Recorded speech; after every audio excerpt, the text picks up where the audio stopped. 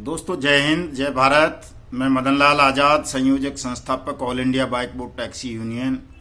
आज दिनांक 13 अप्रैल 2021 को आपके समक्ष प्रस्तुत हूँ राजधानी दिल्ली से कुछ खास समाचार, कुछ खास सूचनाओं को लेकर के। दोस्तों सबसे पहले तो मैं आज आपको बैसाखी के महापर्व की, नव संवत्सर की शुभकामनाएं प्रेषित करता हूँ। हमारी भारतीय संस्कृति के नव वर्ष का आज पहला दिन है। तो परमात्मा आप सबके जीवन में इस नव वर्ष में खुशियां प्रदान करें। दूसरा, चूंकि आज जलियांवाला बाग की बरसी भी है, 102वीं बरसी है। चूंकि हमारे भारतीय इतिहास का वो जघन्यतम कांड था, तो उसमें जितने भी लोग शहीद हुए, चाहे वो परिचित हों या परिचित हों, उन तमाम महान वीर सपूतों को मैं अपनी श्रद्धांजलि अर्पित करते हुए आप सबको बताना चाहता हूं कि बाइक बोट टैक्सी स्कैम में क्रिमिनल और सिविल दोनों तरह की कानूनी कार्रवाइयां चल रही हैं। जो गैंगस्टर एक्ट में मुकदमा दर्ज किया था उत्तर प्रदेश पुलिस ने, उसमें भी अब ठगों की चल अचल संपत्ति को कुर्क किया जाने लगा है। और 18 मई को जब ऑनरेबल दिल्ली हाई कोर्ट में all India bike boat taxi union की रिकवरी रिट पिटीशन पर सुनवाई होगी, तो उससे पहले पहले उम्मीद है कि इन ठगों की जिस संपत्ति को कुर्क किया जा रहा है, सील किया जा रहा है, उसकी नीलामी की प्रक्रिया भी आरंभ हो जाएगी। दूसरी खबर दोस्तों, जो हम चाहते हैं कि बाइक बोट टैक्सी स्कैम ही नहीं बल्कि जितने भी ठगी प्रकरण 2014 से लेकर के अब तक हुए हैं या उससे पहले भी हुए हैं, उन तमाम स्कैम्स की सीबीआई से जांच हो। उसके लिए भी हमने दिल्ली हाई कोर्ट में क्रिमिनल रिट पिटीशन दाखिल कर दी है और जल्दी ही, इस हफ्ते नहीं तो अगले हफ्ते तक उस पर डेट फिक्स हो जाएगी और ऑनरेबल दिल्ली हाई कोर्ट उस पर अपनी सुनवाई आरंभ कर देगा। और निश्चित रूप से बाइक बोट टैक्सी स्कैम की जांच सीबीआई के हवाले होगी। और जब इस स्कैम की जांच सीबीआई के हवाले होगी तो किन किन धौल पुरुषों ने बाइक बोट टैक्सी स्कैम में स्कैम से प्राप्त ठगी की रकम का इस्तेमाल किया, उससे अपनी चल अचल संपत्तियां बनाई देश में और विदेश में, उन सब का भी खुलासा होगा। और सबसे बड़ी बात कि हमारे हजारों लोगों के पास इस बात का कोई सबूत नहीं है कि उन्होंने बाइक बोट टैक्सी स्कैम में कोई पैसा लगाया था। चूंकि बहुत सारे लोगों ने अपने अपलाइनर्स के खातों में जमा कर दिया पैसा। बहुत सारे अंत के समय में दिसंबर, नवंबर, जनवरी 2019 में बहुत सारे लोगों ने कैश पैसा जमा किया था बाइक बोट टैक्सी के दफ्तर में जाकर नोएडा में। तो उस पैसे की भी बहुत सारे साथियों के पास रसीद नहीं है, कोई एविडेंस नहीं है, उनकी आईडी भी मिसप्लेस हो गई हैं। तो जब सीबीआई के हवाले ये मुकदमा होगा तो जो साइट थी GIPL की, उसको सीबीआई अमेरिका से संपर्क करके, चूंकि उसका बताया जाता है कि अमेरिका में सर्वर था उस साइट का, तो उसको ओपन कराएगी और उन तमाम लोगों के नाम भी ओपन हो जाएंगे जिन लोगों के पास बाइक बोट टैक्सी स्कैम में अपनी मेहनत की कमाई को डुबो देने का कोई एविडेंस नहीं है। तो दोस्तों, निराशा और हताशा के भाव को आप सबको त्यागना होगा। चूंकि अब हम 10 जनवरी 2021 की एक बड़े पैमाने पर तैयारियां कर रहे हैं अनियमित जमा योजना पाबंदी कानून 2019 के रूल्स को नोटिफाइड करवाने के लिए। इस कानून के तहत स्पेशल कोर्ट स्पीडी ट्रायल की व्यवस्था करवाने के लिए। चूंकि अनियमित जमा योजना पाबंदी कानून 2019 के रूल्स नोटिफाइड होते हैं, स्पेशल कोर्ट बन जाती हैं, तो न केवल बाइक बोट टैक्सी स्कीम में बल्कि hello taxi, top ride, Radha Madhav corporation limited, blue fox motion picture limited, future maker, science city, catchy pixel, NMM evergreen, go bike, go ride, go way, हमारा वाहन हमारी सवारी और इस तरह के जितने भी स्कैम हैं, स्ट्रीट हॉक्स जैसा, वाया इंडिया और मशरूम इंडिया और बहुत सारे स्कैम हैं, रामेल इंडस्ट्रीज का, आदर्श का, प्रयाग का, ये तमाम जितने भी स्कैम्स हैं, ठगी प्रकरण हैं, इन तमाम ठगी प्रकरण के विक्टिम्स को अनियमित जमा योजना पाबंदी कानून 2019 के लागू होने से राहत मिलेगी। उनकी मेहनत की कमाई जो ठगों ने लूट ली है, हड़प ली है, वो उन्हें 180 वर्किंग डेज के अंदर अंदर वापस कराने की कानूनी ड्यूटी भारत सरकार की होगी। इसलिए हमारी पूरी जो शक्ति है इस समय, पूरा जो ध्यान है हमारा, वो अनियमित जमा योजना पाबंदी कानून पर केंद्रित है कि किसी तरह से उसे हम 10 जून 2021 को लागू करवा लें और उस कानून के तहत स्पेशल कोर्ट स्पीडी ट्रायल की व्यवस्था करवा लें।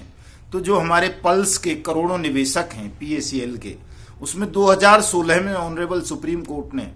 पल्स निवेशकों का पैसा वापस करने की जिम्मेदारी सेबी और लोढ़ा कमेटी को भारत सरकार को सौंपी थी कि ये पल्स के मैनेजमेंट की तमाम प्रॉपर्टीज को अटैच करें, सील करें, नीलाम करें और पल्स के जो 6 करोड़ इन्वेस्टर्स हैं उनका पैसा मैं ब्याज के उनको 6 महीने के अंदर अंदर वापस करें। चूंकि अनियमित जमा योजना पाबंदी जैसा कानून नहीं था उस वक्त 2016 में, ये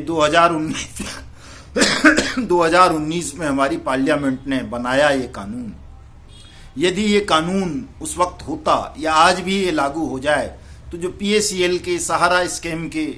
और बहुत सारे हैं, राजो जैसी कई कंपनीज हैं, अपना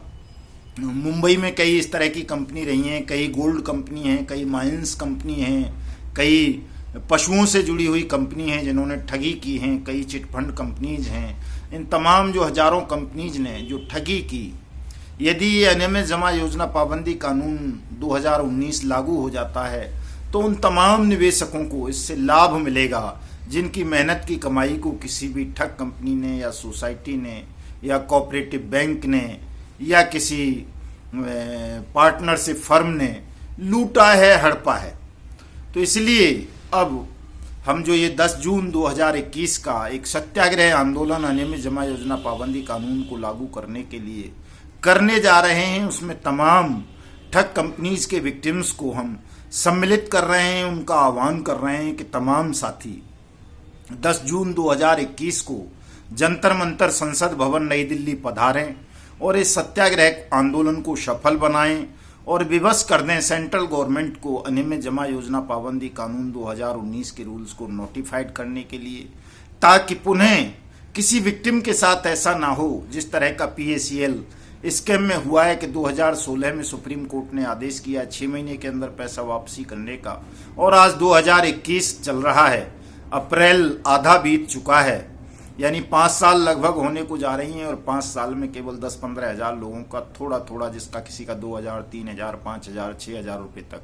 वापस हुआ है, जो जिनका लाखों रुपए पल्स मैनेजमेंट ने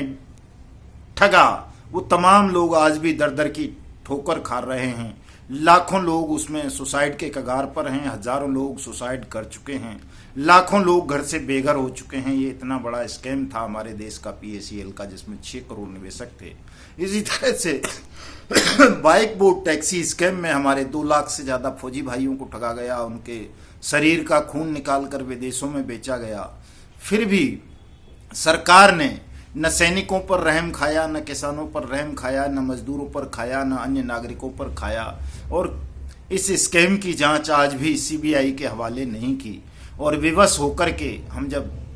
सरकार ने हमारी बात नहीं सुनी, हजारों मेमोरेंडम, हजारों मेल्स, हजारों धरने प्रदर्शनों के बावजूद भी, तो विवश होकर हमें पिछले दिनों सुप्रीम कोर्ट जाना पड़ा और सुप्रीम कोर्ट ने भी 1 साल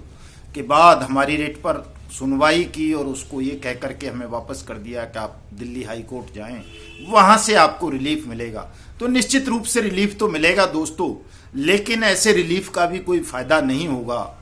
जब तक कि आप संगठित नहीं होंगे, सामूहिक नहीं होंगे। इस कलयुग में संगठन में शक्ति है दोस्तों। यदि आप संगठित होंगे, सामूहिक रूप से लड़ाई लड़ेंगे,